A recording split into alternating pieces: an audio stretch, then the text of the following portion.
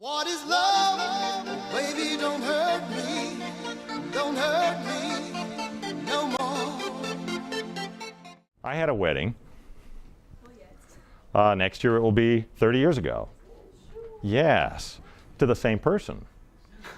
Yeah, I'm not a serial polygamist. I stuck with it.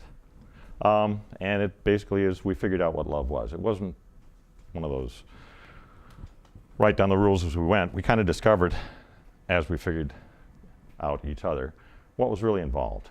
And there was a lot of compromise and a lot of nights on the couch and a lot of things we learned. But the point of this lecture is I want to tell you what I think love is. I don't want to tell you what love is. I want to tell you what I think it is and why I think that.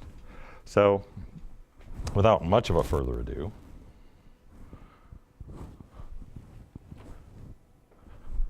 love is nothing. Now, you may think that's a weird way to start. But in fact, we have any tennis players? Okay. And the first score in tennis, what's the first good score? Love all. Okay, why?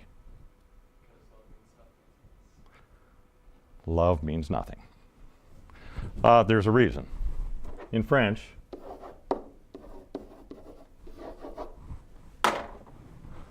l'œuf is nothing. It's zero, nothing. An egg. And that's French for egg. So when you have 2 goose eggs, you have in fact nothing. The French had it right.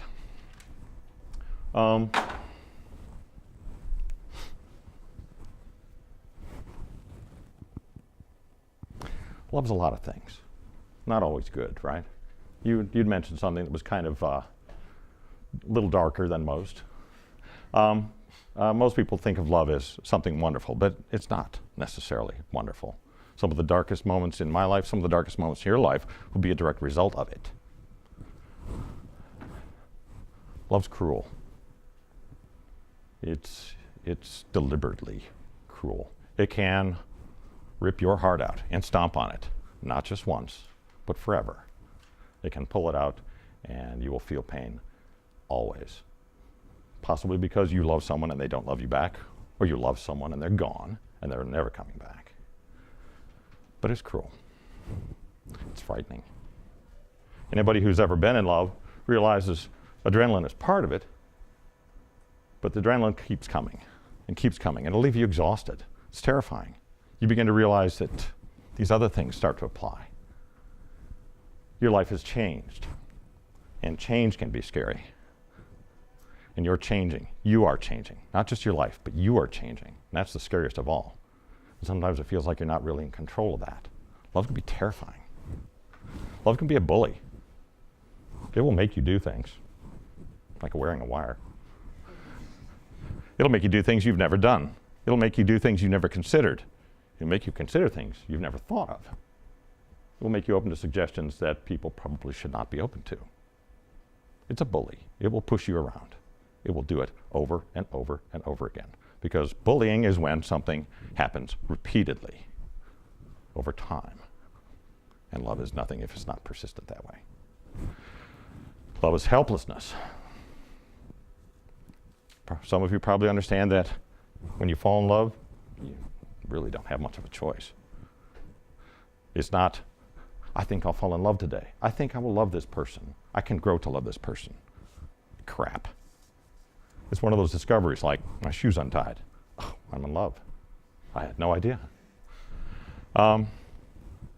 It is not a choice. It never was a choice. You are utterly helpless. In fact, you begin to realize that somebody else is in control of your life, or something else is in control.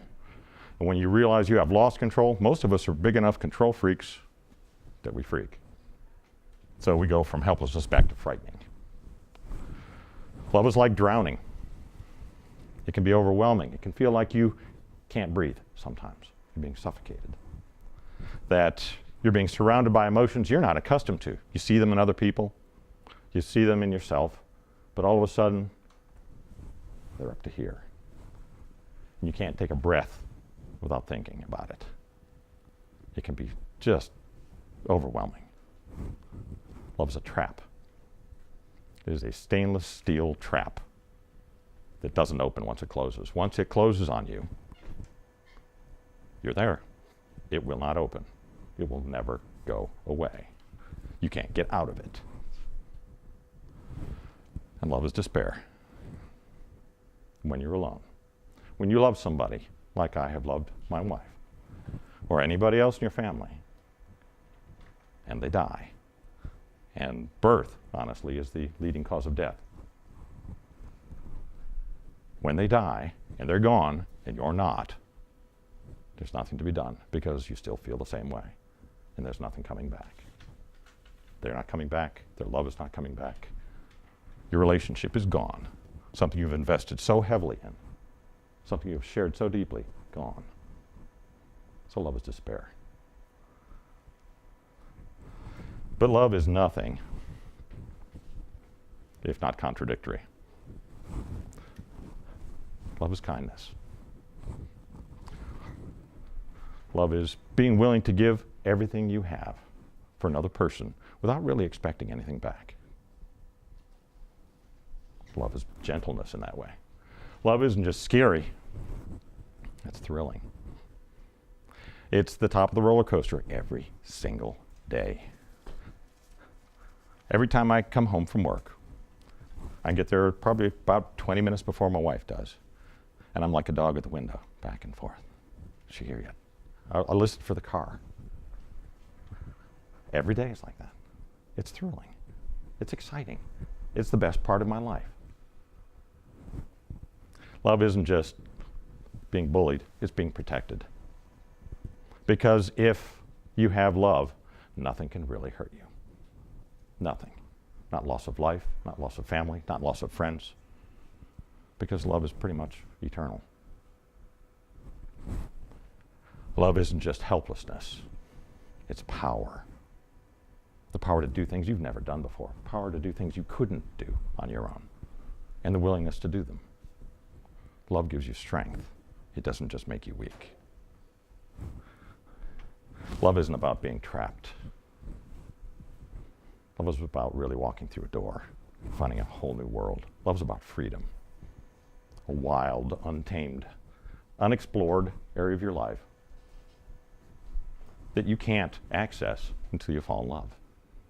It's about being free to do what you want, with whom you want, when you want. Love isn't necessarily about despair. It's about hope.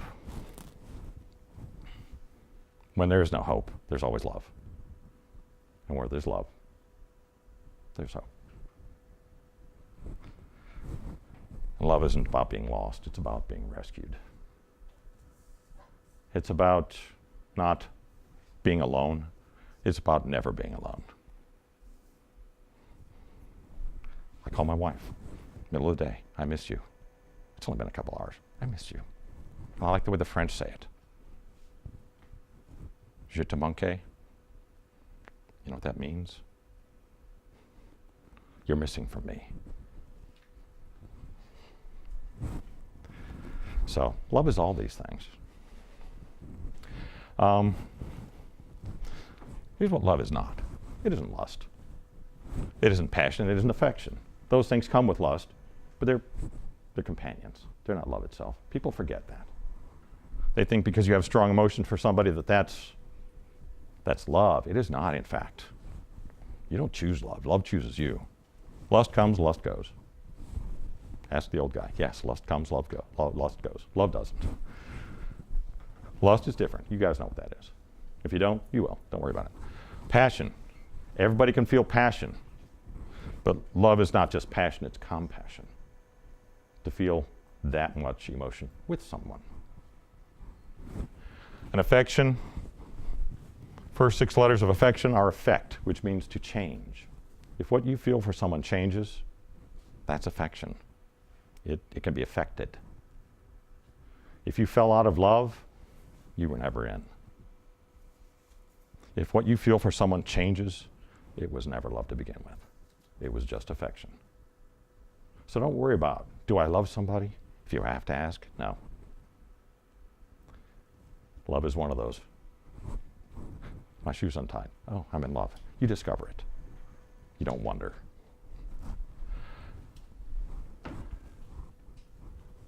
Can I get you to turn one of the right-hand light switch down?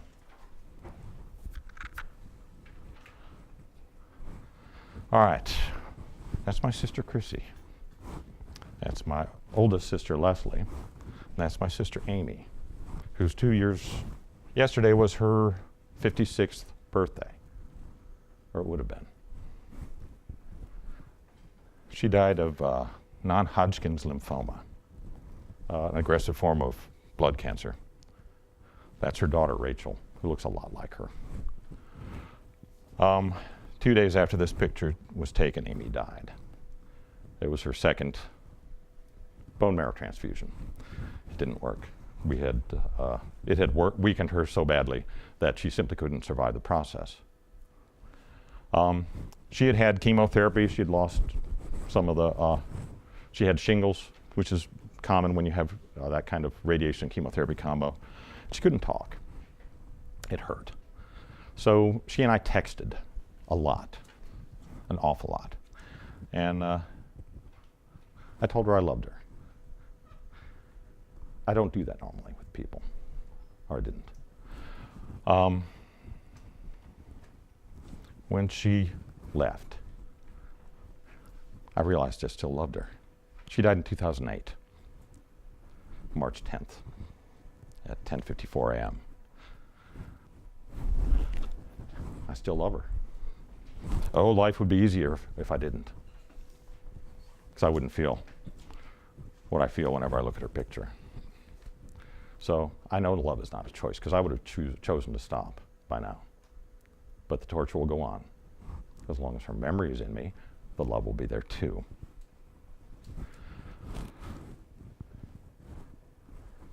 All right.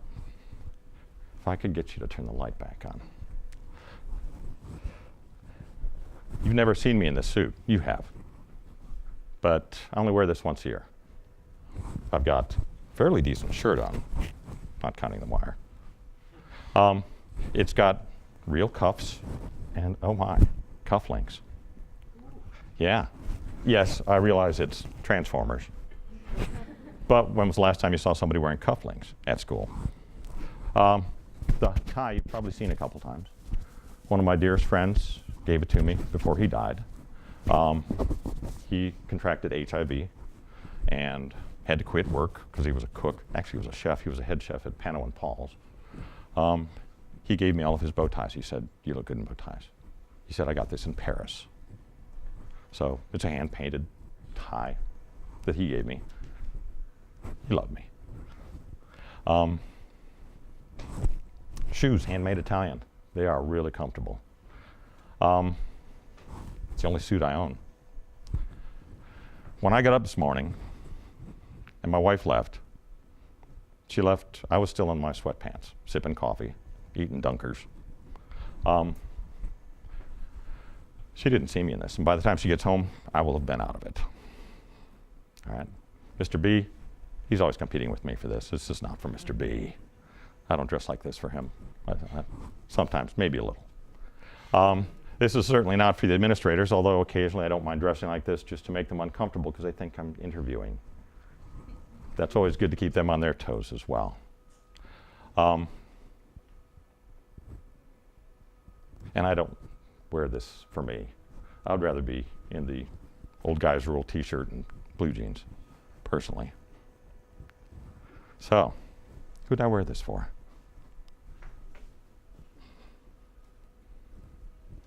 I wore it for you.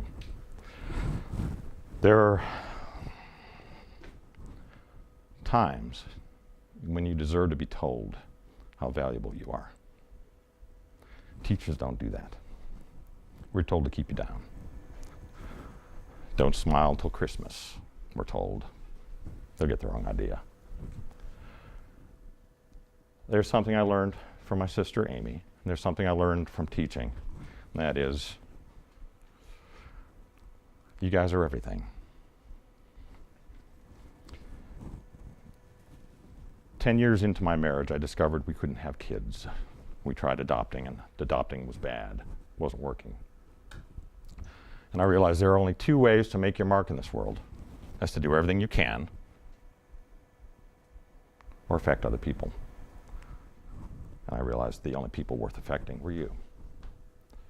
In 40, 50 years, I'll be dead because I'm already halfway to 100. And everything that this planet will be, everything, every hope, every dream we've got lies with you. And you're not told that often enough. If there is going to be any salvation, it's going to be you that does it. If there's anything worth having, you will have it. It's not going to be me. It's not going to be my generation or my parents' generation. We spent it screwing it up. We wasted a lot of your inheritance. If there's anything to be done, if there's any good left in this world, I'm looking at it. You don't just give me hope, you give me faith. And like Amy let me know, something you need to do every chance you get. When you find somebody that you really care about, tell them that you love them. And I love you guys. Probably more than I'm allowed to say. Happy Valentine's Day.